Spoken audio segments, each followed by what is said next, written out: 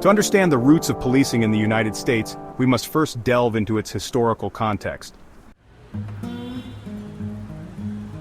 The United States police force was established, in part, to address the so-called Irish problem. In the early days of the nation, there was no formal police department. Instead, the colonies relied on two types of policing: a volunteer-based surveillance system known as the Watch, where male citizens served a few hours per week, and private for-profit policing known as the Big Stick. However, these methods proved inadequate as cities grew, and an influx of approximately 1 million Irish immigrants arrived. Due to centuries of British subjugation and poverty, the Irish initially made up a significant portion of the criminal population in the United States. In the early 1800s, anti-Catholic and anti-Irish sentiment ran high.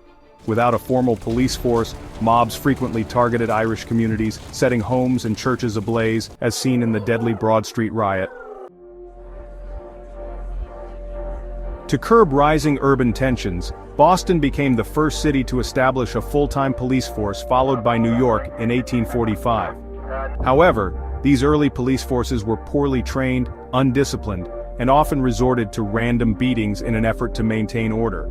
Law enforcement shifted from merely apprehending criminals to proactively controlling so-called dangerous classes. At the time, Irish Americans were widely considered a prime example of a dangerous class. Discrimination was rampant. Many employers refused to hire them, let alone allow them into police departments. In 1890, Irish people were reported to have IQ scores 20% lower than Protestant Americans, and the media frequently portrayed them as witless, heavy-browed thugs in ill-fitting waistcoats and with small tobacco pipes clenched between their teeth. The mass hiring of Irish police officers only began once Irish voters gained political influence in major cities. As their numbers grew, Democratic Party leaders realized the strategic advantage of courting their votes.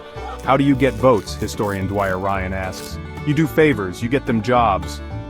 Once a few Irishmen secured positions in law enforcement, they helped others do the same. Close-knit Catholic parishes and county organizations, rooted in ancestral ties, became powerful employment networks. Even as the Irish rose to prominence in city halls and police departments, they maintained a strong presence in street gangs and organized crime well into the early 20th century. In some extreme cases, gangsters and police officers even came from the same families. Meanwhile, new waves of Southern and Eastern European immigrants, as well as African Americans migrating north, created fresh tensions for Irish officers. While Irish cops continued to police their own communities, they often dealt even more harshly with newcomers. During riots, it was common for Irish officers to side with Irish mobs against Italians, Jews, and African Americans, who had less political power.